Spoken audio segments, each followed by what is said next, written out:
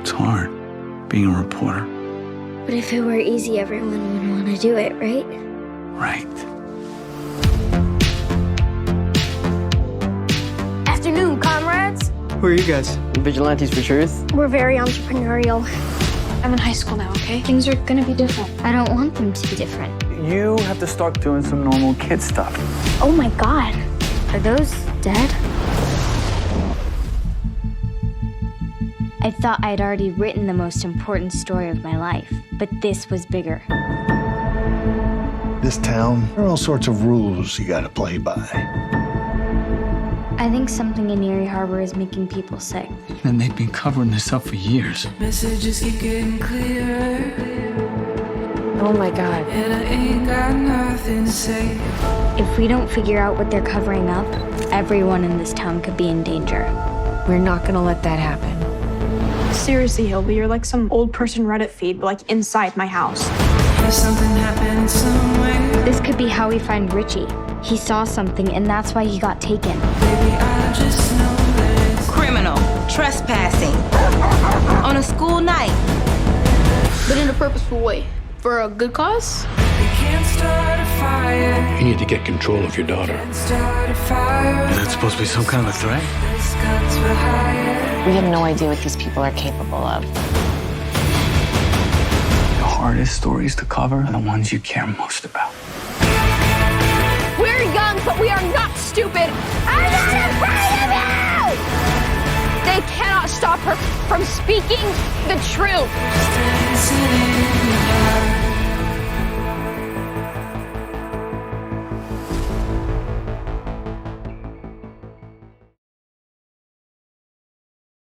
Welcome, folks. Welcome to this special Globe event about Home Before Dark and its makers and its inspiration. Welcome. I'm Ty Burr, the film critic and cultural columnist for the Boston Globe. I'm delighted that you could make it here. We have a really fun group of people, and we're going to have a really interesting discussion with some of your questions being incorporated toward the end of the discussion. So without further ado, let me introduce our panelists. First of all, I think the person we're all most curious to hear from, the inspiration for the show, Hildy Lishak, who is beaming in from Arizona, correct? Yeah, sorry, I was muted. That's yeah, okay. I'm in Arizona right now. And also here is the producer of Home Before Dark, Joy Gorman. Hey, everybody. And the writer and also producer of the show, Dana Fox. Hi. And welcome. Welcome. So thanks for joining us here today. We're all over the country here. I guess Joy's in LA, Dana's in Virginia, Hildy's in Arizona, and I'm in Newton, Massachusetts. So we are pretty much spanning the country here. So I'm just going to throw out some questions to you guys. I'm curious to hear how you interacted in the creation of the series and how you came together to work in the first place. But one of the first things I want to ask Hildy, and I'm sure she's been asked this a lot, have you ever seen the front page? Have I ever what? Have you ever seen the front page or His Girl Friday, the movie His Girl Friday? I haven't, I think I saw it when I was little, but I have a poster of that in my room. Oh, okay. A lot of people ask me if that's what my name's inspired from, but no, it isn't. No, because that is a famous female journalist played by Rosalind Russell, Hildy Johnson. Terrific movie if any of you guys haven't seen it. And I have to believe that on some molecular level, that was an inspiration. Tell me about, so you're currently, the Orange Street News is on hiatus. Tell me what that's about.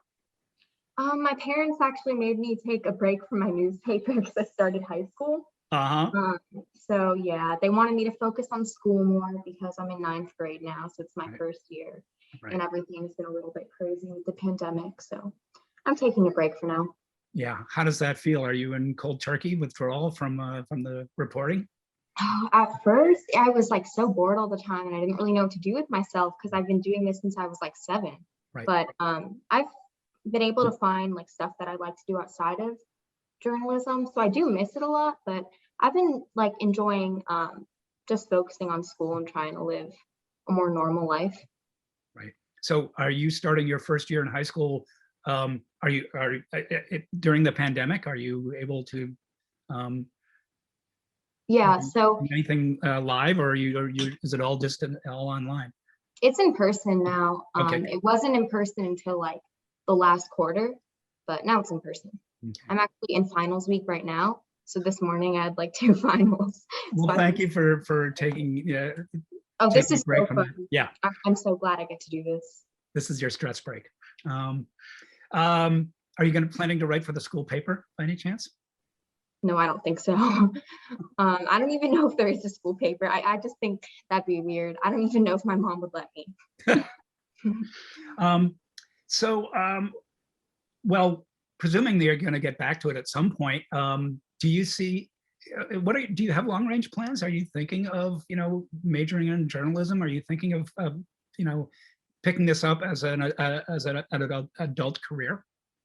I don't know. If you would have asked me this like a year ago when I was still doing my newspaper, I would have definitely just said I wanted to expand my newspaper more. But now, I don't know. I have a lot of different interests. I'm really interested in acting and filmmaking, actually. Right. And there's a lot of stuff that I'm really interested in. So I'm not going to try to like box myself into this journalism thing. I really love journalism. I'm sure it's something that I'll go back to in the future, but I'm trying to keep my options open. Good. Smart. So Joy, can you and Dana tell me about how you guys came to this unique person and decided to build a show around her? Well, I was at the Tribeca Film Festival, I guess 5 years ago, right, Dana? Oh my God, I can't believe it was that long ago. And Hildy was given an award for being a disruptive innovator. And Hildy and Izzy both got up on stage, and I realized that her parents were seated right in front of me. And I saw they played the viral video where Hildy had been attacked for scooping this murder and writing a truthful newspaper article in her paper. And I couldn't believe just the resilience and the power of this little girl. And I jokingly turned to her parents and was like, I have a 4-year-old. Can you help me like raise her to be like Hildy? And the next day I called Dana, who's my favorite writer and one of my best friends. And I said, I think I found the person. Like, I think I found the idea. I think I found the TV show I want us to make together. And I started to chase Hildy's life rights, and Dana chased them along with me. And I think it was when we met you and your mom and dad on the phone for the first time that we just all really clicked. And I think we all knew we cared about the same things. But I mean, Dana, you jump in. Well, no, I think the thing I remember, Joy, is that, it was very competitive because Hildy is such an interesting person and her family is interesting, and she had done all these incredible things by such a young age. And of course, she just thought like, yeah, obviously, duh. And, all these people were sort of fighting for the rights. And Joy, I think after the fact, asked your dad, Hildy, why did you end up going with me? Over all these other really fancy producers who really wanted it and had been fighting for it. And your dad said, you, Joy, are the only one who asked Hildy questions. Everybody else talked to her parents, like sort of over her head. Like if it's possible to talk over someone's head on a phone call, they were doing that. And so Joy was the one who was asking Hildy what she thought, how she felt, what she wanted. And to me, that's just such an indication of the kind of people your family is, Hildy, and the kind of person Joy is. That Joy and I really wanted to make something that showed young women in particular being respected the way that we wanted to be respected as little girls. I thought I was. And now. Oh yes, and as a full-grown adult, I would love to also it in that way.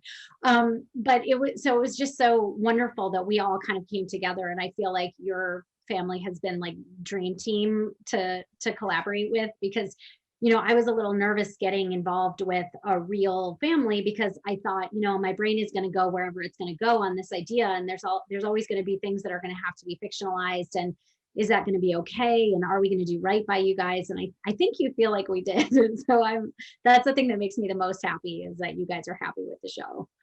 Yeah, definitely. You touched on this a little bit, but after I wrote the story on the murder, it went pretty viral. So I had so many different people who were like amazing, who wanted to like do shows.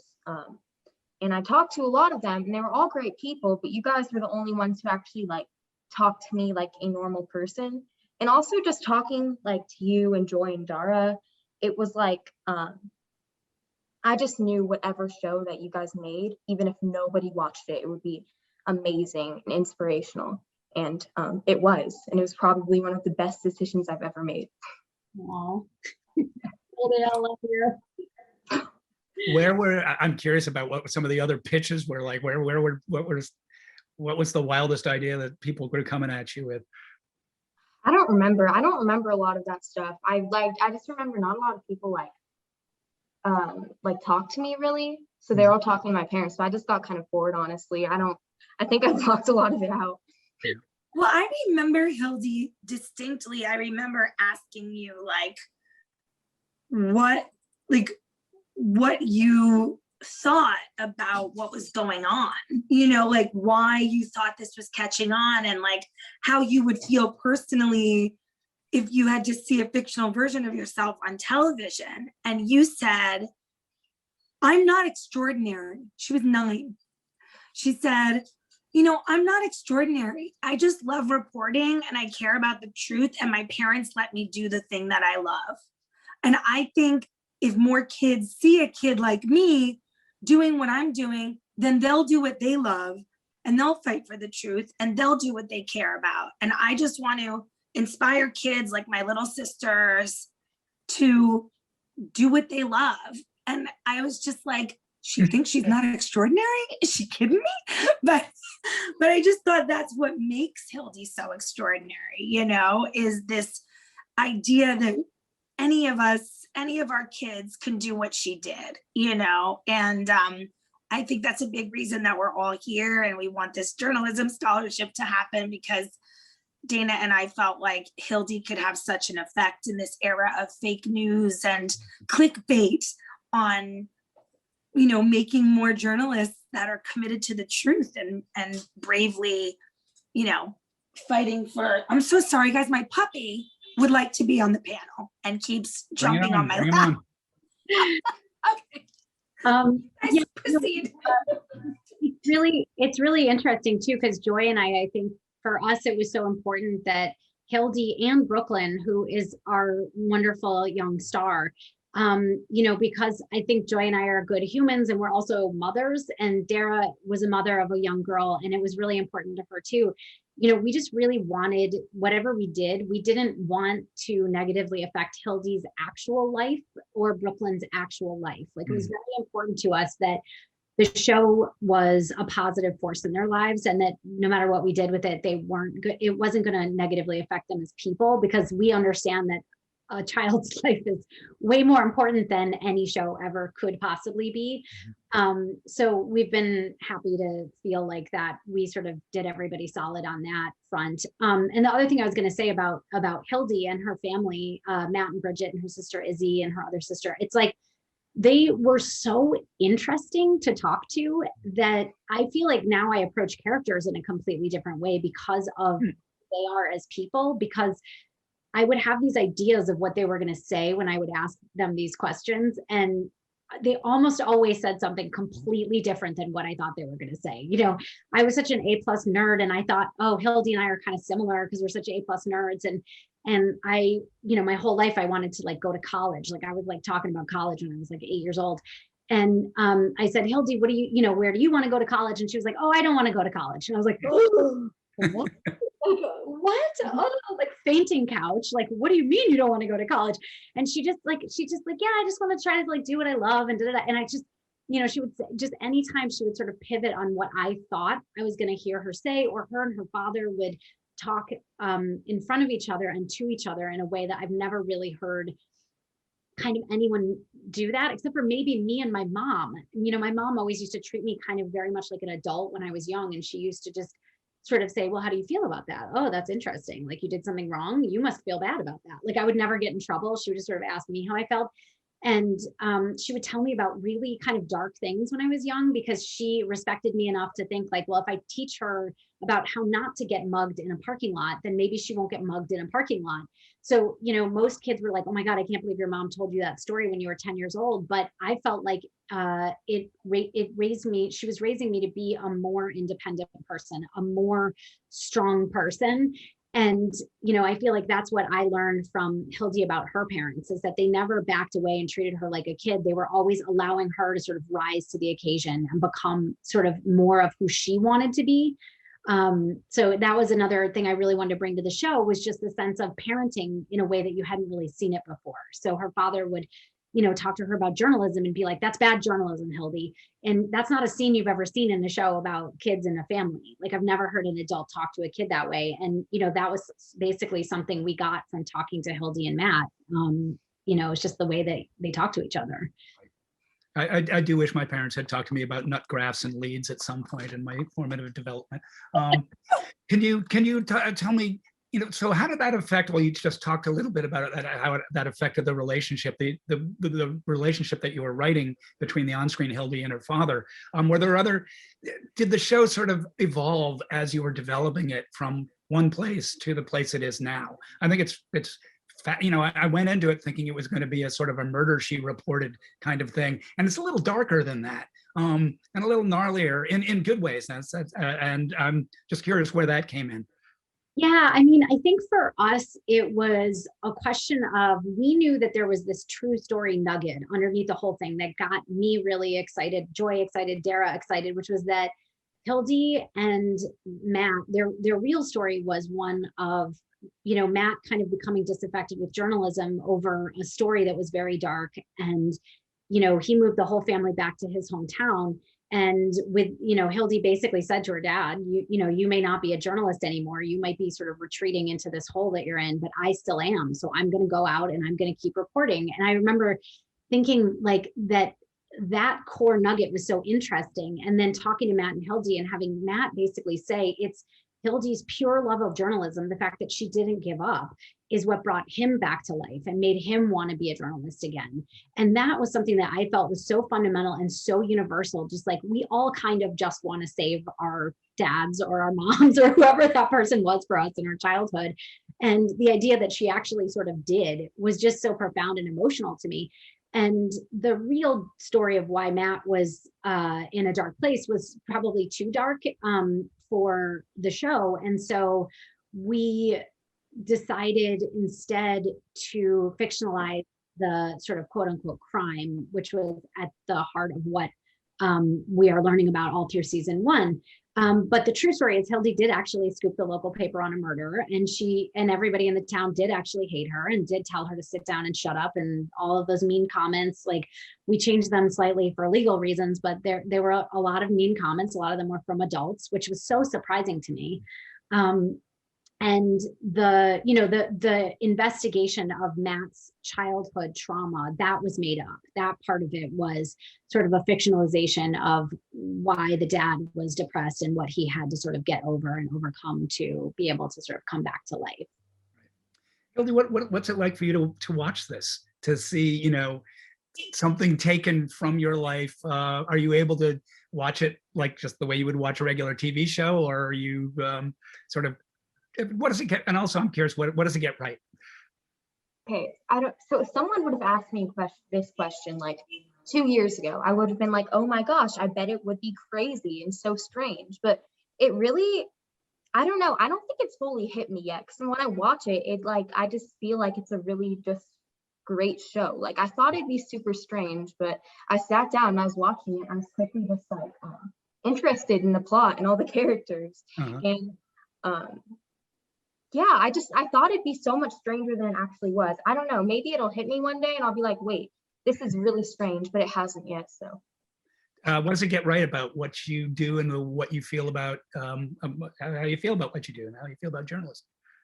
So there are a lot of fictionalized elements just like to enhance the plot forward, but One thing that I thought it really nailed was a lot of the family dynamics and like my personality and the essence of what I thought about reporting and about how I thought that reporting should be all about getting the truth to the people. And I think I sat down and I've spent a lot of time with the writers.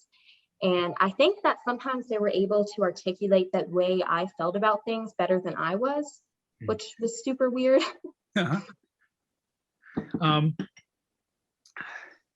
Do you think, sorry, I lost my train of thought. Hold on a second, let me just check my questions here. Oh, Brooklyn, I wanted to ask about Brooklyn. Did you get to work with Brooklyn? Did you get to meet her, and what was that like? And did she follow you around and take notes? And what happened there? Yeah, I didn't meet her until after the show, but she's like one of my like closest friends, honestly. Meeting her has been one of the greatest experiences of my life. She is so talented. I think that Brooklyn's one of the most talented actresses in the world. And I'm not saying child actresses. I think that she's one of the most talented actresses in the world. She's such just a special and unique person. She's so wise beyond her years. It's such an honor that I could have her portraying me. Have you seen the Florida Project? I'm assuming you have. Of course I have. Yeah, it's amazing. Yeah, and she was so little in that. She's so talented. And I have to say, when Brooklyn, I wanted to ask about the casting process. Oh yeah, sorry to jump ahead, Ty. See, you don't even need your notes, Ty. We know what the next question is. But one of the things that struck us so deeply when the first day that we met Brooklyn, and she was testing over Zoom. This is pre-pandemic, but she was only 8. And, at first there was a lot of concern, like, can a little 8-year-old carry a premium show and a drama? And truly there was no one on earth after seeing the Florida Project that Dana, Dara, John, and I thought could possibly play Hildy. And not only did this child come like completely prepared, knowing all of her lines and reading with her dad on Zoom, but she had done all of her research and she was obsessed with Hildy. And it was so beautiful to see just that effect that we had hoped Hildy would have on children, that she had already had it on the little girl that we'd hoped would play her.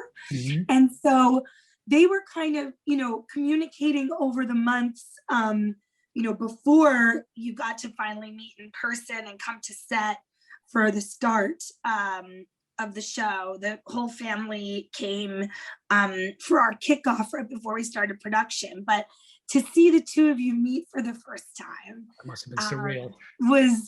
It was surreal, and it was moving, and it was like the first moment that we kind of felt like our crew and our writers were a family. Our individual families had each been obsessing over Hildy and her books already for a couple of years by the time the show had started. And it was sort of to have it all come to fruition and have those two, our two Hildys hugging in matching denim jackets that say Hildy 1 and Hildy 2 on the back was a life moment. It was very special for us. Yeah, I mean, I think for me too, I've made a lot of movies and I've worked with a lot of really wonderful actors, but the thing that was so different about working with Brooklyn is that she is, I mean, I've worked with a lot of empathetic actresses, but they're, adult actresses, but she feels things so deeply. She's such a profoundly emotional person. And that actually was one of the ways in which she differed greatly from like Hildy. And I think I know you now, Hildy, and I know you do feel things pretty deeply. But when I first met you, I was like, oh, she's like sort of analytical, like she has that analytical, like sort of reporter stick to the facts brain.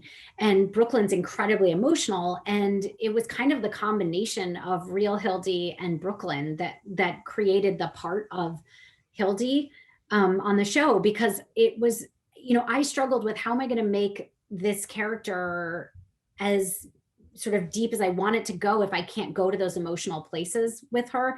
And then it was like meeting the two of them together and realizing that it wasn't one or the other. It was actually like both of them was sort of what uncover the whole thing for us. It was really like a beautiful thing to see. And, you know, Brooklyn just, she feels the feeling on camera. So you're watching her actually feel it, as opposed to, I think a lot of actors and actresses, they, you know, they can do a really good job sort of getting themselves into a place to then feel a thing. Whereas like, I feel like half the time with Brooklyn, you're just like watching her experience that actual thing. And it's really profound to watch. I mean, it's like, it's sort of shocking.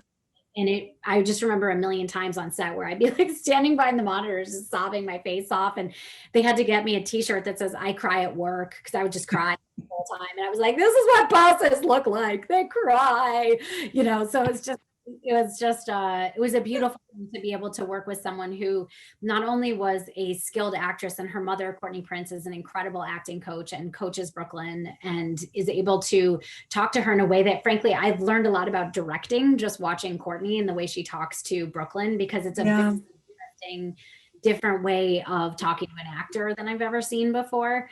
And it's really profound, actually. And she gets performances out of Brooklyn, not by being manipulative and saying like, think about your dog dying, but by sort of saying, well, what would you have felt when Hildy got all those mean comments? Like, what would that have felt like to you? And really getting her in the headspace of the character and how that would have felt. And then Brooklyn is just feeling the feelings all over the screen. And it's just awesome. Hildy, has that had any effect on you wanting to get into acting in high school? Is there any connection there, or is that just a separate thing? Yeah, I've always been like a pretty like theatrical person. Like I did like every school play I could, like when I was younger. And then so like when I started doing, or I'm sorry, I'm wording this badly. When the show happened and I got to see all the behind the scenes of that stuff, it was so cool because it felt so much closer than it had before. Before it was kind of this like far off thing. Yeah. So it was so cool seeing that just from like an acting standpoint. A lot of people don't know this, but Brooklyn's mom's actually my acting coach, and she's like amazing. So she's been helping me a lot with that. I'm very grateful for her. There you go. Go to the pros. Excellent. So I'm going to fold in some questions from the audience, and the people watching do want to know a lot about the production. They want to know where it's filmed, and how long does it take to shoot an episode. So maybe Joy, maybe you could speak to that. Well, we've been shooting in Vancouver, and it is the most lovely, beautiful place with the most lovely, wonderful people. We were very, very lucky. Our episodes are about 10 days. And one of the biggest challenges with a show like this is kid hours. So when a lot of your cast are under the age of 10, you're only allowed to shoot with them a certain number of hours a day, like 5 hours. And then they have school hours. So season 1, it was a big challenge sort of balancing, you know, the adult storylines and the kids storylines so that we could fit it all in. And we learned a lot from that and had like a slightly longer schedule for season 2 so that we had more days with the kids, which was super efficient. And then season 2, we got shut down in the middle of episode 3, Dana? Yeah, the third. Episode 3. We were starting. And so we were shut down in March, and we came back up in September because God bless Vancouver. They were very healthy at the time and were willing to let us back in. So we got to go back we were one of the first shows to get to go back into production during the pandemic, which was really exciting. And we completely credit our line producer, Connie Dolphin, and our incredible crew, and Howie Deutsch and Margie Love, who are our producers on the set, who really manned the store for us during the pandemic. They womaned the store as well. That's right. They womaned it. They womaned it as well. They man and womaned it. Yeah, it'll be a fun game for everybody to play, where you can try and figure out exactly in between which scenes the pandemic shutdown occurred. So it's like, oh, there's Brooklyn, there's Baby Cakes Brooklyn. Oh, nope, she's an adult. Okay, great. It's just like right in between 2 scenes. Yeah, was there a growth spurt there, maybe in the middle? Very much so, yes. Very, very interesting. Really funny. And it was like, oh, all right, well, that's fun. It's like just like a tooth disappears and then like reappears. But yeah, it was interesting. And it's funny, you know, it really made me just love our business so much that everybody was so supportive of each other and trying to you know, come together during the quarantine and support each other to get through it as a family, kind of like keeping each other's spirits up. But then also we came back for shooting and it was like everybody was so gung-ho to just like adapt and pivot, and it was like, hey, remember when we used to do this all the time and we all knew exactly what we were doing and everything was, you know, something we'd all done for 10-15 years. Well, now it's all completely new and you've never done it this way before, and it's completely starting over, learning how to shoot something, because there, you know, there were no rules in the beginning. It was like there were all the rules because no one really knew what was going on, and so you had to be, and you know, getting tested every day, and medical things are not normally brought into a work setting, and so everybody had to be very sort of like you know, trusting of each other and trusting of the process. And it was just really kind of beautiful to see the way that everybody came together, because the goal was to get a lot of people back to work. You know, it was a scary time and there were not, you know, we weren't sure, anyone wasn't fully sure whether we'd be all back to work at any point. Everybody felt so lucky that we got a chance to do it, and they were willing to be absolutely as safe as we could possibly be to sort of make it happen. Is there anything you can tell us about season 2 without giving away too much? What can you tease us with? And Hildy, do you know what's going to happen? Have you read the scripts? Have any I think I've read the first 2, but I don't really want to spoil it for myself, so I try not to read as much as possible because I like to see it when it comes out. Yeah, so I'm really bad at this kind of thing because I always give away everything. So I'm going to try to figure out a way to say it. I'll mute you if you look like you're about. And I'm afraid because Dana will be like, no, that's the secret. So I'm making Dana do it. Okay, maybe I should change the subject. Well, I think it was very important to me to signal to the audience that there was going to be a new exciting mystery for season 2, but that ultimately you were going to get the answers to the questions that were your burning questions at the end of season 1, because I really didn't want the audience to feel like, oh, wait, they're never going to solve, you know, this other thing. And it was like, no, don't worry, we'll get there. But we wanted to make sure that we could sort of see Hildy take on something totally different, something that's outside of that first mystery, because the mystery was so deeply personal in the first season that we wanted to kind of show, like, you know, no, Hildy, everything is deeply personal. She sees injustice anywhere and it's deeply personal to her, and people not telling the truth is deeply personal to her everywhere. So that was kind of question from one of the watchers, the audience. For Hildy, what 3 pieces of advice would you give to kids who want to start a newspaper? 3 pieces of advice? Okay. One, if you take yourself really seriously, you know, the adults that you're interviewing will probably take you seriously too. Usually, a lot of times I'd start an interview and they would think it's going to be like some like cute kid thing, but as soon as I like get into the actual like hard-hitting questions, their mood just shifts like completely, and then they'll take you more seriously. 2, I wouldn't really overthink it. You don't have to do like, if you want to start a newspaper, you don't have to wait for some sort of like credential or like a nicer computer to write your stuff on. You could really do it from wherever. You can start like on a really small scale. You don't need to wait for something to happen. And then 3, let me see. Talk to businesses a lot. I always go around and I talk to businesses, and I think it was every Friday, I would go into businesses in my town and I would ask them if they had any tips. They usually don't, but I give them, I had a business card, but you can just give them your number. But they all had my number so that whenever something did happen, they would call me first. So you can get sources that way. Right, build up your sources, really important. Very, very good. There is a question and a comment from Sanai Rashid, who is watching. Hi, I'm Sanai, and Hildy, I'm a year older than you. I know as a teen journalist, the field can feel very isolating for us young people. So it's very inspiring to see somebody like you. What's your advice for keeping your confidence as a reporter?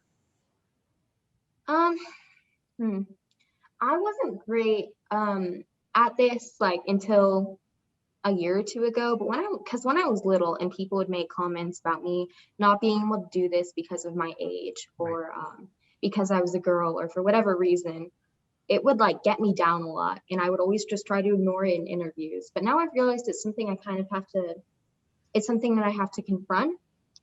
I think that it's just something you have to deal with.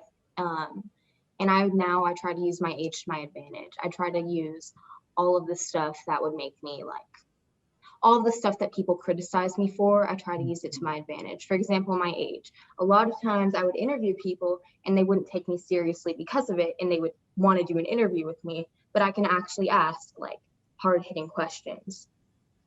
So I just try to use the things that people criticize about me to my advantage, and that will help me a lot with my like confidence as a reporter. Was there a moment where you just knew, oh, I've got this, I can do this? Was there a particular, light bulb over your head, like, oh, okay, I really can do this and I'm good at this? It'd be a lot more cinematic if it was, but if there was, but I feel like it's a very gradual process. For me, at least, it wasn't just a moment where I'm like, I don't care what people say, or if people aren't going to take me seriously because of things that I can't control. It wasn't like that. It was very gradual. You have to kind of build up your confidence. Somebody wants to know if there will be a season 3. We're actually currently working with a wonderful group of writers in our writers' room right now on season 3. So we're fingers crossed that we're going to get to be able to start that relatively soon. But yeah, it's just like, it's amazing to see the response, and that people who watch the show feel incredibly passionately about it. Like, if they find it, they're just like, oh man, like I thought this was gonna be something totally different. And I mean, sort of like you said, Ty, you sort of thought it was going to be one thing. And, I think the thing that we are trying to overcome, but that I feel really proud of us for trying to do with this show, is we're trying to overcome any bias people might have in their heads, whether unconscious or otherwise, about a show starring a little girl. It's like, I grew up, watching a million Steven Spielberg things that starred little boys. It's like, nobody said, oh, I can't watch E.T. because it stars a little boy. It's like, you just did, because or Stand By Me, one of the best movies of our childhood, that was all little boys, Nobody ever, dead body. Yeah, in a dead body, exactly. Nobody ever questioned it. Everybody was like, "Oh, well, of course, that's a great character to follow, and that person can be a hero." And so, we're kind of positing, like, look, a young girl can be a hero, and she can be the access character for adults, for men, for women, for kids, for anybody. And it's not something people are really used to. I think the majority of things that I had ever seen that sort of starred young girls, I felt like the little girls have like some sort of extraordinary superpower. They can light fires with their eyeballs or whatever. And I lived through being a little girl, and I actually think that, like, if you survive being a little girl, that's actually like kind of a superhero quality, because it's really, really hard. The world is constantly telling you who you are, who you should be, who you shouldn't be. And you're bombarded with images of what little girls are, I hate the way little girls are sexualized at such an early age. I'm so hoping that this show does a lot for showing that a little girl can be a heroine for anybody, and that it can be an access character for anybody at any age. So I'm curious, what feedback have any of you three gotten from girls Hildy's age and Brooklyn's age, from viewers? Like, they're obsessed with it when they find it. I mean, my daughter maybe doesn't count because she's loved Hildy and Brooklyn for so many years, but her friends who found it, people who just tweet to Dana and I and Brooklyn and everybody, I think that it makes kids feel like we're giving them something to reach up to, not something that talks down to them, and believe me, I love all the guilty pleasure, super colorful, like, kid comedies that my daughter enjoys, but this is really, we're making a premium, sophisticated show about an extraordinary child. And the tone is what it is because Hildy is who she is. She's not a fiction. She really did do some of these super hard things that our fictional Hildy has done. And so we feel like when little girls and boys and parents see this show, it gives them a sense of confidence and bravery and hope that little girls can do big things. I know a lot of young boys who really love the show too, which is exciting to me, because I kind of figured that, you know, girls and their mothers would like the show, because on the mother side of things, I think most women know what it feels like to be talked down to. They know what it feels like to be pat on the head. And frankly, like, you know, most women still experience that. So whenever someone's doing it to Hildy, I feel like the women who are watching it are like, yep, that business meeting I was in 2 days ago felt an awful lot like that scene. So I kind of always knew that they would like it, but I was really excited to see that, you know, young boys and men really liked it too, because I think that's part of dads are obsessed with it. I find the dads, like especially dads of little girls, but a lot of my guy friends who are like artsy guys with tattoos that you don't think are watching a show about a little girl are like, I just can't. I haven't seen a father-daughter story. You know, and that was one of the things that Dana was saying earlier that really drew us to Matt and Hildy as characters, was just their specific bond and how they treat each other like partners, and getting to see that in a TV show where a dad treats his daughter like an equal. And Jim Sturgis and Brooklyn have a beautiful partnership on the show, and I think that really speaks to dads and families who are watching it together. One of the somebody in the audience pursuant to this says, I'm a big fan of the mother in the series. Why is nobody talking about her? So maybe you could speak a little bit about her character and how she bears on this. And yes, the mothers of pre-adolescent and adolescent girls always, you know, get the short end of the stick. I know, of course. Isn't that true? It's terrible. The real Bridget, Hildy's real mom, is totally extraordinary. And I wanted to do her justice as well. And I think that, you know, moms are frequently the unsung heroes of the family, where it's like they're sort of expected to have frequently full-time jobs, and then also full-time jobs being the sort of head of household. And so Abby brings so much emotion to that part, and I love how strong she is. I love how much she loves her family. I think there's a lot more for her to do in season 2 that people, if you like her, you're going to love season 2, because she gets to really like go nuts in season 2. I think, you know, I don't know that people aren't talking about her. I think it's like, because of the economy of how much space you have in any given show, like we sort of knew that the first season was about the father-daughter relationship, and you know, it was a little bit difficult to expand so much the other relationships at home. And that's why we really wanted to do that in season 2. And it was funny, we were talking to Hildy and Bridget really recently, and they were sort of saying that like, since Hildy's been forced to not have her paper anymore, Matt is like, me, I feel all left out. And Hildy's talking to mom all the time now. And I'm like, what are you guys talking about? So it's really cute to see that, like, you know, life is imitating art is imitating life. Like we're each other around the dinner table, so to speak. But yeah, so if you like her, you're going to love season 2, because she has a ton of cool stuff to do in season 2.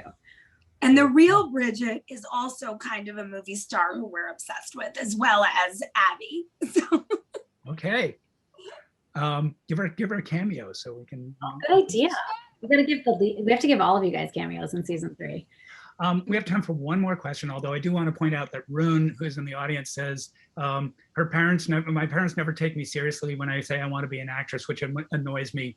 Do you have any tips? But I don't know. Yeah, go ahead. Hildy, you give your tips.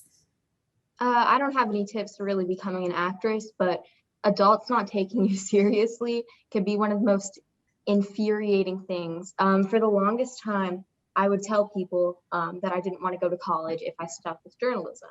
Now, I'm not sure. I think maybe if I want to go into acting, I think I might want to go to NYU. But for the longest time, I would tell people that, and they would always be like, sure, you're going to change your mind when you get older. you're gonna grow out of your like reporting phase or whatever, and it's so infuriating, and the only thing you can do is just like wait and like work on your skill and wait to prove everybody wrong. I was going to say that too, Hildy, is like, you know, show your parents through your actions that you're serious about it, and act like anything else. Don't expect to get discovered in a pharmacy like Marilyn Monroe. Like, you got to do the work. You have to learn how to memorize lines. You have to put yourself on tape a lot. You have to audition for plays. You have to get out there and really like build up that muscle so that as you get older and you're trying to do it, it's something that you've done a million times before. So you're not that nervous when it really counts later. That would be my advice. Joy, do you have any advice? Yeah, I would also say that like the art, I think the reason acting gets a bad rap is that a lot of people confuse the idea of acting with the idea of wanting to be famous. And if you understand that acting is an art, just like writing is an art that is an act of empathy, and it's about embodying other people, and it's about reading and immersing yourself in characters, in plays, in biographies, and imagining how to be those people, perhaps your parents will better understand what drives you to want to transform and be another person. And I highly recommend watching Brooklyn Prince, because she was somehow born with this magical gift of knowing how to embody people and feel their feelings as a tiny little baby. But I think that's the most important part of it. I'm going to squeeze in one more question before we end, just because I think it's a good thing to end on. Again, this is from the audience. It's clear that a central theme in Home Before Dark is the pursuit of truth and the importance of truth. This is so important in these times where truth is often lost in exaggeration and distortion. Does this still motivate you, Hildy? And if you don't pursue journalism after high school, how will you pursue your passion for truth in your future endeavors? Good question. Yeah, it's a great question. I think that no matter if I go back to it or go back to journalism or not, I can't imagine it not being a part of my life at all. Mm-hmm. I feel like I'll always like it a little bit, just because I love it a lot. I really love like getting information to the people, and something that's so fun to me, like not even just as work. It's like it's just really fun. So I can't imagine it never being like, I think it'll still be a part of my life, even if it's a small part when I get older, even if it's just like a side hustle type thing. Good. I can't wait to see where it goes, and best of luck to you. Thank you. And thank you, Hildy, and thank you, Joy, and thank you, Dana, and thank you, audience, for showing up and asking such great questions. This has been a lot of fun. I wish we could go for another 45 minutes, but all your friends to watch Home Before Dark, so that we keep doing this forever, because we love it so much. Yes. We'll come back and do it again before season 3. Thank you so much, Ty. Thank you. Thanks, Thank Ty. you. Thanks, everybody.